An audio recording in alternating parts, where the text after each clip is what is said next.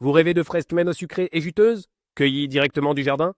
Et si je vous disais que le travail le plus important ne se fait pas au printemps, mais dès maintenant, en automne?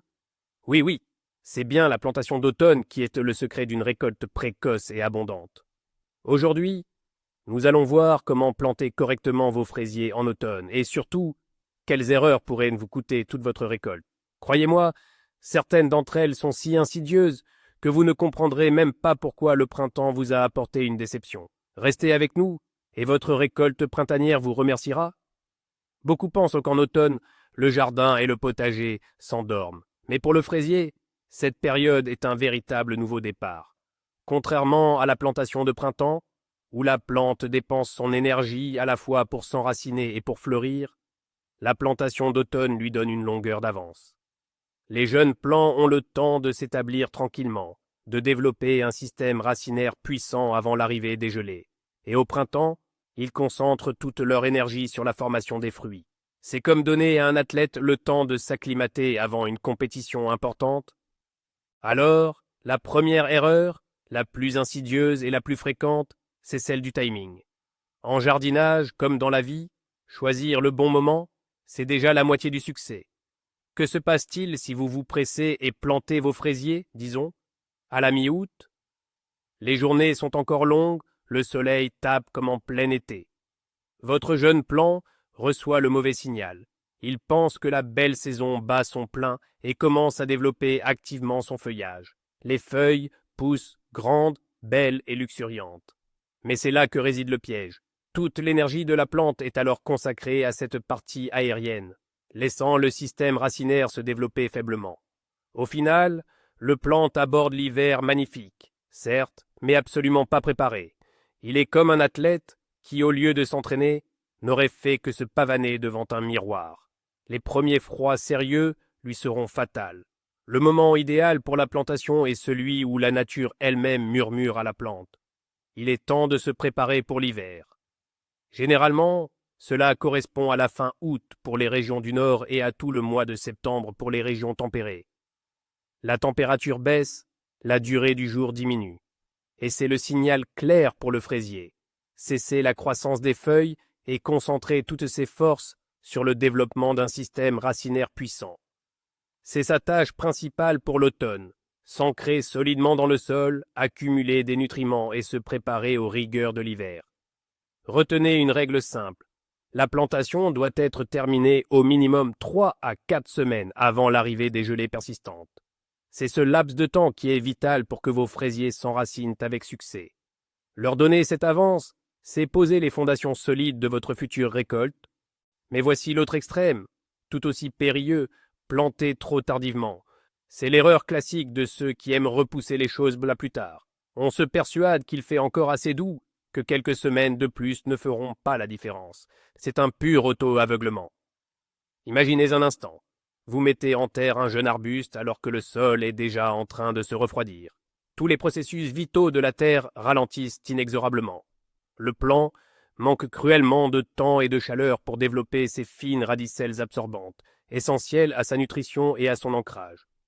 Il est comme un passager tentant de s'accrocher au dernier wagon d'un train déjà en marche. Ses chances de survie sont alors quasi nulles, puis arrivent les véritables gelées. Et c'est à ce moment-là que la catastrophe prend une ampleur dramatique. Son système racinaire, trop faible, est incapable de maintenir le jeune plant en terre. C'est ce qu'on nomme le déchaussement par le gel. La terre humide, en alternant les cycles de gel et de dégel, se dilate et se contracte, expulsant littéralement votre jeune plant sans défense à la surface. Ses racines, mises à nu, se retrouvent alors directement exposées au vent glacial et aux morsures du gel.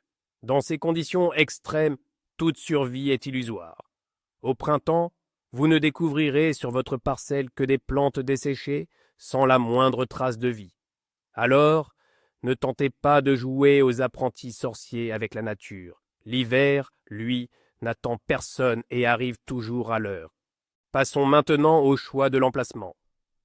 Et c'est là que nous attend une erreur fréquente, que l'on pourrait appeler l'amour de l'ombre. Certains jardiniers, surtout les novices, pensent que si l'on plante les fraisiers dans un coin discret, sous un arbre ou près d'une clôture, ils s'y sentiront plus à l'aise. C'est une grave illusion. Le fraisier est un véritable enfant du soleil. Il en est friand. Le planter à l'ombre, c'est la garantie de cultiver non pas des fruits, mais simplement de belles feuilles vertes. La plante s'étirera désespérément vers la lumière, développant d'immenses feuilles, mais sans pour autant fructifier. Pour former ces bourgeons floraux, d'où naîtront les fraises au printemps, le fraisier a besoin d'énergie. Or, la principale source d'énergie pour toute plante est la photosynthèse, un processus impossible sans une lumière solaire intense. À l'ombre, la floraison sera très chétive, voire inexistante, et les quelques rares fruits qui parviendront tout de même à se former n'accumuleront jamais de sucre. Elles seront petites, acides et gorgées d'eau. Ce ne sera qu'une pâle imitation de la fraise parfumée et sucrée que l'on espère.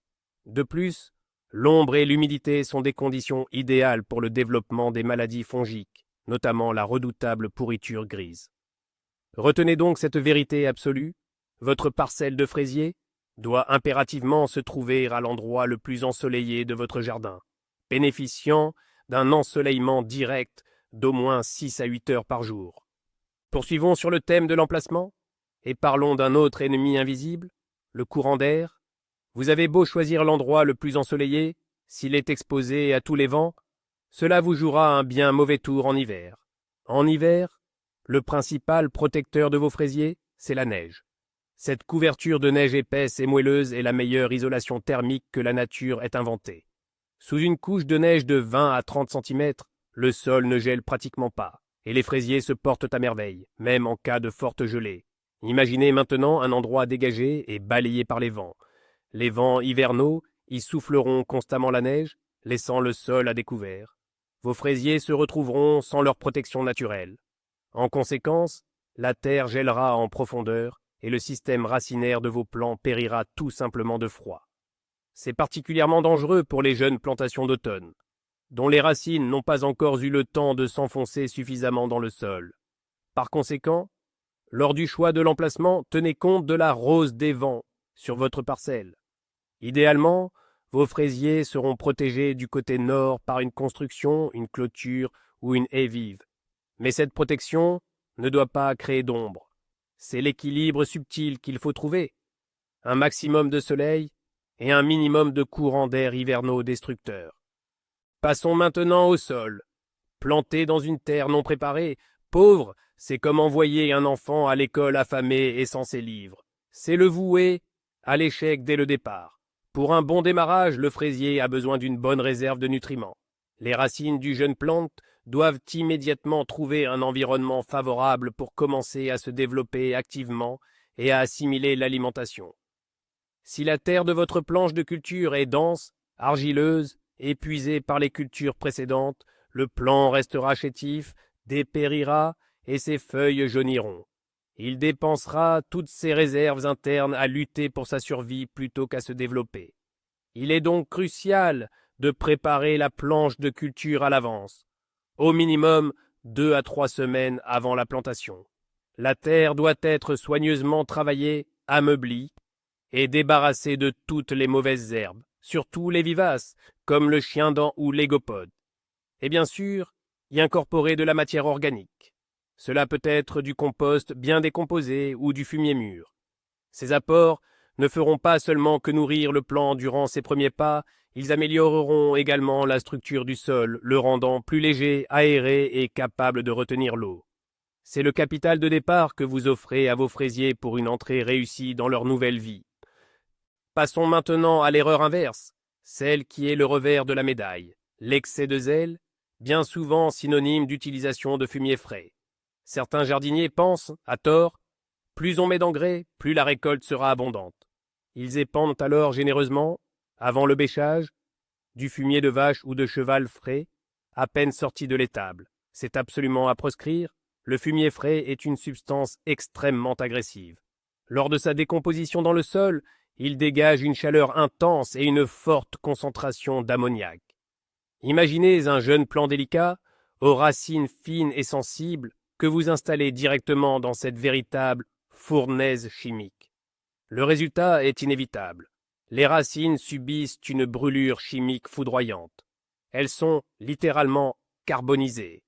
Un plant dont les racines sont détruites ne peut plus ni puiser d'eau ni absorber de nutriments dans le sol. Il se flétrit, noircit et finit par mourir rapidement. Et vous vous demanderez pourquoi, alors que vous pensiez avoir si bien nourri la terre. De surcroît, le fumier frais est souvent une source de graines de mauvaises herbes et de larves de parasites. Retenez donc cette règle essentielle. Pour les fraisiers, utilisez uniquement du fumier bien mûr ou du compost d'au moins 1 an. Il doit être de couleur foncée, friable au toucher et dégager une odeur de terre forestière, non d'ammoniac. C'est seulement sous cette forme que la matière organique apportera de réels bienfaits à votre sol et à vos plantes. Au lieu de leur nuire, une autre erreur, souvent sous-estimée mais cruciale, est de négliger le pH du sol. Pour nous, humains, l'acidité peut sembler un concept abstrait. Pourtant, pour une plante, c'est un facteur clé qui détermine sa capacité à absorber les nutriments essentiels du sol. Le fraisier, ou la fraise des jardins, préfère un sol légèrement acide à neutre. Son pH optimal se situe entre 5,5 et 6,5. Si le sol de votre jardin est alcalin ou, au contraire, trop acide, par exemple un sol tourbeux, le fraisier commencera à rencontrer des problèmes. Dans un environnement si inadapté, le système racinaire de la plante se bloque. Il ne peut plus absorber les oligo-éléments vitaux du sol, notamment le fer et le manganèse, même s'ils y sont présents en abondance. La plante développe alors une chlorose. Ses feuilles deviennent vert pâle ou même jaune, tandis que les nervures, elles, restent vertes. Le plantalaire chétif pousse mal et ne forme pas de boutons floraux. C'est pourquoi, avant d'installer votre fraiseraie, ne faites pas l'impasse sur la vérification du pH de votre sol. Pour ce faire, il existe des kits de test simples et abordables, disponibles dans n'importe quelle jardinerie. Si le sol est trop acide, il faudra le choler en y incorporant de la dolomie, farine de roche calcaire ou de la chaux. Si à l'inverse il est trop alcalin, vous devrez l'acidifier en ajoutant de la tourbe blonde ou du paillis de conifères. Cette action simple permettra à vos fraisiers de se sentir dans leur élément, de se nourrir pleinement et de s'épanouir. Passons maintenant au matériel de plantation. Et c'est là que réside une erreur très répandue, souvent motivée par une fausse économie, utilisée pour les nouvelles plantations de vieux plants, ayant déjà fructifié et provenant de sa propre parcelle. Beaucoup se disent « Pourquoi acheter de nouveaux plants si j'en ai déjà ? Je vais déterrer un vieux pied, le diviser et le replanter. » Cela semble logique, mais en réalité, c'est une grave erreur. Un fraisier n'est pas une machine inépuisable. Son pic de productivité se situe durant sa 2e et sa 3e année de vie. Après 4 ans, il devient un retraité. Il a déjà donné toutes ses forces, son potentiel est épuisé. Transplanter un tel plant, c'est comme demander à un athlète âgé d'établir un nouveau record du monde. Il survivra peut-être, mais vous n'en tirerez assurément pas une bonne récolte. Mais ce qui est pire encore, c'est qu'au fil des ans, le vieux plant a accumulé tout un bouquet de maladies et de parasites. Même s'il paraît sain en apparence, ses racines et ses tissus peuvent cacher des spores de champignons, des virus, des nématodes. En le replantant sur un emplacement neuf et sain, vous contaminez de vos propres mains un sol en parfaite santé. Pour la multiplication et la plantation, il faut n'utiliser que les plants les plus jeunes et les plus vigoureux. Ce sont les rosettes de premier ordre, issues des stolons de plants sains d'1 ou 2 ans. Seul ce type de matériel de plantation possède une énergie de croissance maximale et est exempt du fardeau des problèmes accumulés. Tenter d'économiser en utilisant de vieux plants, c'est la voie directe vers la déception. Attention à une autre erreur fréquente concernant vos futures plantations. L'achat de jeunes plants ou de semences dans des endroits douteux. Je parle des vendeurs improvisés au bord des routes ou sur les marchés informels. Certes, ces plants peuvent paraître alléchants et afficher des prix défiant toute concurrence, mais cette apparente bonne affaire est en réalité une véritable bombe à retardement. En achetant des plants à la sauvette, sans aucune certification ni garantie, vous jouez à la loterie avec l'avenir de votre jardin. D'abord, la variété promise n'est absolument pas garantie. On pourra vous vendre, sous l'étiquette d'un prestigieux fraisier remontant, une simple variété sans intérêt qui ne vous offrira que quelques baies acides avant de s'épuiser. Mais attention, ce n'est là que le moindre de vos soucis. Le risque majeur est d'introduire sur votre parcelle des parasites et des maladies dévastatrices dont il sera ensuite extrêmement difficile, voire impossible, de se débarrasser. Avec ces jolies plantules en apparence saines, vous pourriez importer des invités indésirables, acariens, nématodes, charançons, sans oublier les spores de la verticilliose, du mildiou et d'autres maladies fongiques redoutables. La lutte contre ces fléaux exigera de votre part d'énormes investissements en temps, en énergie et en argent, notamment pour les traitements phytosanitaires. Et le pire, c'est qu'il n'est absolument pas garanti que vous en sortiez vainqueur. Bien souvent, la seule solution est de détruire intégralement la plantation et d'entreprendre un long processus d'assainissement du sol. Par conséquent, n'achetez vos plants que dans des pépinières reconnues ou auprès d'horticulteurs fiables et bien établis. Ce léger surcoût initial, c'est votre meilleure assurance contre des problèmes bien plus coûteux à l'avenir. Passons maintenant à l'erreur que l'on surnomme souvent la tueuse de débutants. Il s'agit d'une profondeur de plantation incorrecte, et plus précisément de l'enfouissement excessif du cœur de la plante. Qu'est-ce que ce cœur? C'est le point de croissance, le bourgeon apical, d'où émergent les nouvelles feuilles, les hampes florales et les stolons. Il se situe au centre même du plant, à la base des pétioles des feuilles, et ce point doit impérativement se trouver au niveau exact du sol, ni plus haut, ni plus bas. Que se passe-t-il si, lors de la plantation, vous enterrez trop profondément le jeune plant dans le trou et que vous recouvrez ce cœur de terre? Vous créez alors de vos propres mains les conditions idéales pour sa pourriture. Sous une couche de terre humide, sans accès à l'air, le tissu délicat du bourgeon apical commence à s'étouffer, est attaqué par des champignons et finit par pourrir purement et simplement. C'est la fin. La plante n'a plus aucune source de croissance. Elle est condamnée. Même si le petit plant semble vivant pendant un certain temps grâce à ses vieilles feuilles, il ne produira plus de nouvelles pousses et finira inévitablement par mourir.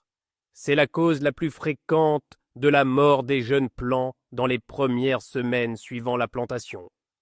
Le jardinier pourra blâmer la météo, la qualité des plants, n'importe quoi d'autre, mais la véritable raison sera là, ce centimètre de terre en trop au-dessus du point de croissance. C'est pourquoi, lors de la plantation, maintenez le jeune plant de manière à ce que le cœur affleure exactement la surface du sol du massif, et ce n'est qu'ensuite que vous tasserez délicatement la terre autour. Mais comme souvent, on tombe dans l'excès inverse, la plantation trop superficielle. Certains jardiniers, par excès de prudence après avoir entendu des mises en garde sur le collet trop enterré, positionnent l'arbuste si haut qu'il semble littéralement perché. Dans ce cas, non seulement le point de croissance se retrouve au-dessus de la surface du sol, mais aussi le collet, la zone de transition entre la tige et la racine, ainsi que la partie supérieure des racines elles-mêmes. Elles sont alors exposées et sans défense face aux éléments. Quelles en sont les conséquences? Ces racines, laissées à découvert, commencent à souffrir de deux ennemis principaux. Le premier, le soleil et le vent. Ils dessèchent rapidement leur tissu fragile et les racines finissent par mourir. La plante ne peut alors plus absorber ni eau ni nutriments, même si la terre environnante est humide. Elle commence à flétrir et peut périr par déshydratation. Le deuxième ennemi est le gel hivernal. Si les racines ne sont pas protégées par la terre, elles sont les premières à subir l'assaut du froid. Même un léger gel peut leur être fatal. Elles gèlent, et au printemps, l'arbuste ne repartira pas. Il est donc crucial de trouver le juste équilibre. Une plantation correcte, c'est quand le collet de la plante se trouve au niveau du sol, et que l'ensemble du système racinaire, jusqu'à la moindre radicelle, est entièrement dissimulé en dessous. Après la plantation et l'arrosage, la terre se tassera légèrement, et l'arbuste prendra alors sa position idéale. L'erreur suivante, c'est la soif de rendement. Ou, pour être plus précis et moins abrupt, le désir d'obtenir le maximum de récolte sur une surface minimale. Cela conduit inévitablement à des plantations trop denses, voire surchargées. Le jardinier pense qu'en plantant plus de pieds de fraisier sur 1 m², il récoltera davantage de baies. Mais en réalité, l'effet est souvent l'inverse, voire diamétralement opposé. Quand les fraisiers sont trop serrés les uns contre les autres, un peu comme des passagers aux heures de pointe dans un bus, les problèmes ne tardent pas à apparaître. Premièrement, cela engendre une compétition féroce. Les plantes se battent entre elles pour tout, la lumière, l'eau et les nutriments du sol. Dans cette lutte acharnée, seuls les plus forts survivent et fructifient, tandis que les pieds plus faibles dépérissent et ne donnent quasiment rien. Deuxièmement, et c'est sans doute le plus dangereux, les plantations trop denses sont un véritable paradis pour les maladies et les nuisibles. Les feuilles des piediers voisins se referment les unes sur les autres, créant un tapis végétal continu. La parcelle cesse alors d'être correctement aérée. Sous ce couvert épais, l'humidité reste constamment élevée, offrant un environnement idéal pour le développement de la pourriture grise et de l'oïdium. Les baies, posées sur une terre humide et en contact direct avec les feuilles malades, pourrissent bien souvent avant même d'avoir eu le temps de mûrir. Il est donc primordial de respecter scrupuleusement les distances de plantation. La distance optimale entre les pieds au sein d'un même rang est de 30 à 40 cm, et entre les rangs, prévoyez un minimum de 60 à 70 cm.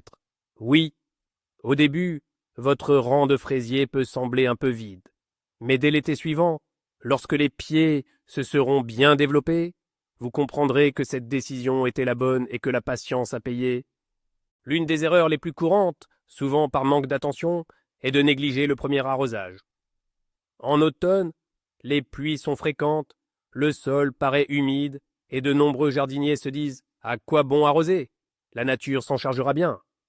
Pourtant, ce premier arrosage après la plantation a un objectif particulier et crucial. Lorsque vous creusez un trou, y déposez votre jeune plant et le recouvrez de terre, de petites cavités, des poches d'air se forment inévitablement autour des racines. Dans ces vides, les racines se retrouvent suspendues, privées de contact avec le sol. Elles ne peuvent alors ni absorber l'eau ni les nutriments essentiels. Pour un jeune plant, souvent délicat, c'est une source de stress majeur qui ralentit considérablement son enracinement. C'est précisément un arrosage généreux, effectué juste après la plantation, qui va résoudre ce problème. L'eau, en s'infiltrant, va chasser l'air et forcer la terre à épouser étroitement chaque radicelle, même la plus minuscule. Elle crée ainsi le contact idéal, vital, entre le système racinaire et le sol, indispensable à une bonne reprise. C'est pourquoi, même si le sol vous semble humide, ne lésinez pas sur cet effort. Une fois tous vos plants mis en terre, arrosez généreusement votre parcelle.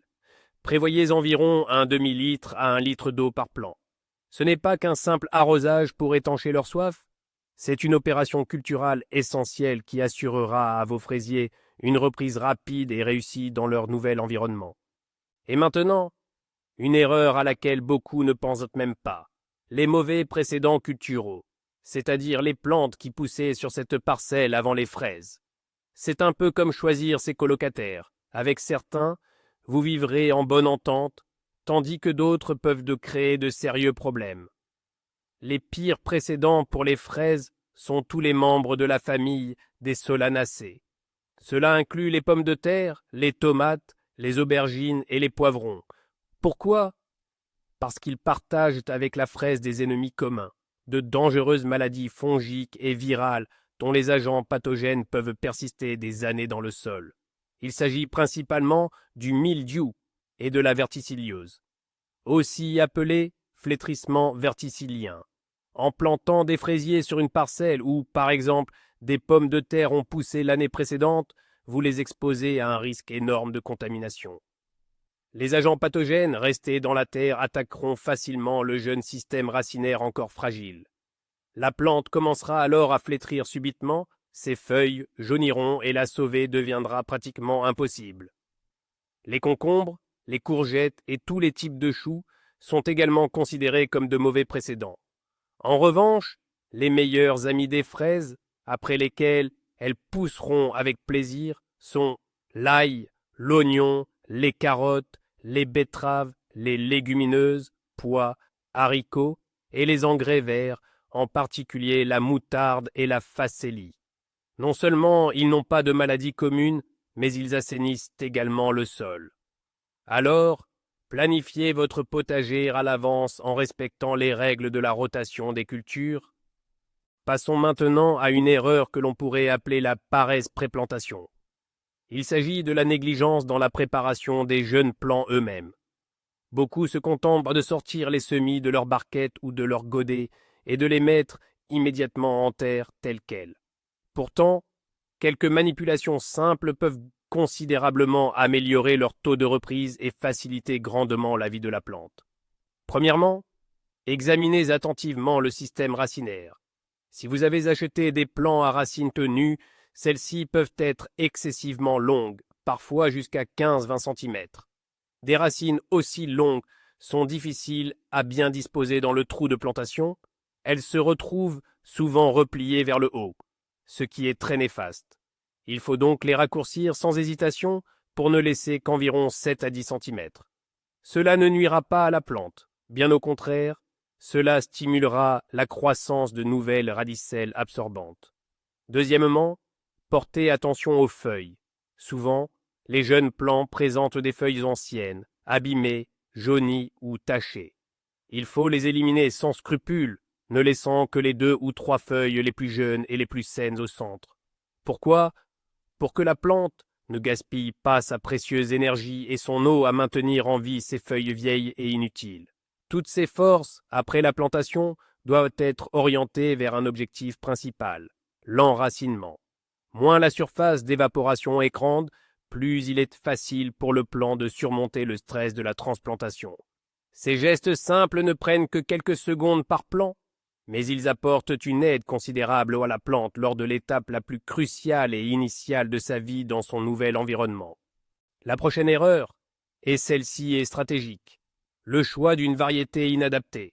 Souvent les jardiniers, en particulier les débutants, se laissent séduire par une belle image ou un nom accrocheur lorsqu'ils achètent des plants, sans jamais se demander si cette variété convient réellement à leur zone climatique.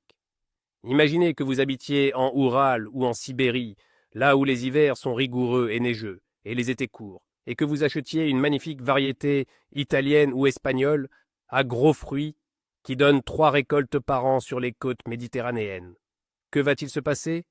Très probablement cette plante du sud, peu rustique, ne survivra tout simplement pas au premier hiver, même sous un bon paillage. Son programme génétique n'est pas conçu pour de telles basses températures. Elle gèlera à coup sûr, et même si, par un miracle, elle parvient à passer l'hiver, dans les conditions d'un été court et pas toujours très chaud, elle n'aura tout simplement pas le temps d'exprimer son plein potentiel. Les fruits seront plus petits, moins sucrés, et il sera hors de question d'obtenir plusieurs récoltes.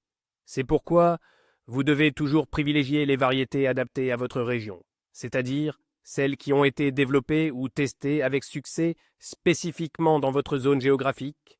Elles sont parfaitement acclimatées au climat local, à la durée du jour, aux particularités du sol, et surtout, elles possèdent la résistance au froid nécessaire.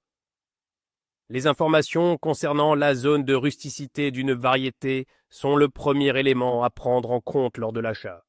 C'est la garantie de ne pas gaspiller votre argent et vos efforts. Voici une erreur que beaucoup commettent. Une fois que le gros du travail est terminé, négligez le paillage. Les plantations sont faites, les jeunes plants arrosés, et le jardinier, l'esprit tranquille, quitte son jardin jusqu'au printemps. Or, c'est une grave erreur. Une terre nue, sans aucune protection, est le pire scénario pour l'hivernage des jeunes pousses. Premièrement, elle gèle très rapidement. Le froid glacial s'infiltre aisément en profondeur, atteignant les racines tendres et pas encore totalement établies. Deuxièmement, un sol non couvert est exposé à de brusques variations de température. En journée, sous le soleil d'automne, il peut dégeler légèrement, avant de regeler la nuit. Ces cycles de gel et dégel, comme nous l'avons déjà évoqué, provoque le déchaussement des plants. Le paillis est justement cette couverture qui résout ces deux problèmes. Une couche de paillis de 5 à 7 cm agit comme un excellent isolant thermique. Elle atténue les fluctuations de température quotidiennes, empêche le sol de geler trop vite et protège les racines du vent glacial. Sous le paillis, l'environnement reste bien plus stable et la plante se sent beaucoup plus confortable. Pour le paillage, vous pouvez utiliser des feuilles mortes d'arbres sains, de la paille, du foin, des aiguilles de conifères, de la tourbe ou de la sciure bien décomposée. Il est important de ne pas pailler les planches immédiatement après la plantation, mais plutôt à l'arrivée des premières gelées durables lorsque la surface du sol a déjà légèrement durci.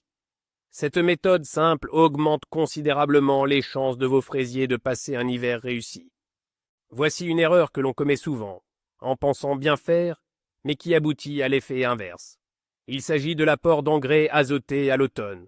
La logique du jardinier est tout à fait compréhensible. On veut aider la plante à s'installer, lui apporter les nutriments nécessaires. Et l'on a tendance à instinctivement attraper un sachet de nitrate d'ammonium ou d'urée. Pourtant, à l'automne, c'est une fausse bonne idée. L'azote est le principal moteur de la croissance végétative, la masse verte. Il est responsable du développement luxuriant des feuilles et des jeunes pousses. Au printemps et au début de l'été, son apport est vital. Mais à l'automne, son action est destructrice. Après avoir reçu une dose d'azote, le fraisier, qui se préparait déjà à son repos hivernal, reçoit une information erronée. C'est comme s'il recevait le signal « Alerte, croissance immédiate ». Et au lieu de concentrer ses ressources dans les racines et de préparer les bourgeons floraux pour l'année suivante, il se met à produire activement de nouvelles jeunes feuilles. Cette verdure tendre et juteuse n'est absolument pas prête à affronter le froid. Elle n'a pas le temps de mûrir et de s'endurcir. La première gelée sérieuse la détruira purement et simplement. La plante aura gaspillé de précieuses forces et ressources dans cette croissance inutile, s'affaiblissant ainsi avant l'hiver, et finira par entrer en dormance hivernale mal préparée et épuisée. Si vous souhaitez apporter un engrais à vos plantations d'automne, utilisez uniquement des engrais phosphopotassiques. Le phosphore favorise le développement d'un système racinaire robuste et le potassium augmente la résistance au froid ainsi que la résilience face aux maladies. Quant à l'azote, réservez-le pour le printemps. Démystifions à présent un mythe populaire qui mène souvent à la déception, celui des attentes démesurées. Nombreux sont les jardiniers qui, après avoir planté des fraisiers à l'automne, s'attendent à récolter des seaux de grosses fraises sucrées dès le premier printemps. Hélas, ce n'est pas ainsi que ça fonctionne. L'objectif principal d'une plantation automnale n'est pas d'obtenir une récolte immédiate. Son but est de donner à la plante le temps et la chance de s'enraciner parfaitement, de développer un système racinaire puissant et sain, et de former un maximum de bourgeons floraux. C'est un véritable investissement pour l'avenir. Oui, le premier été après une plantation automnale, vos plants fleuriront et produiront probablement quelques fruits. Mais ce sera ce que l'on appelle une récolte témoin. Il y aura peu de fraises et elles ne seront peut-être pas les plus grosses. Et c'est tout à fait normal. Durant cette première saison, la plante doit encore consacrer beaucoup d'énergie à la croissance et au développement du pied lui-même. Certains jardiniers expérimentés conseillent même de supprimer toutes les hampes florales la première année afin que la plante ne gaspille pas son énergie à la fructification, mais la dirige plutôt vers la formation d'un plant robuste. Mais la vraie récolte, pleine et abondante, celle pour laquelle vous avez fait tout cet effort, vous attend la deuxième année.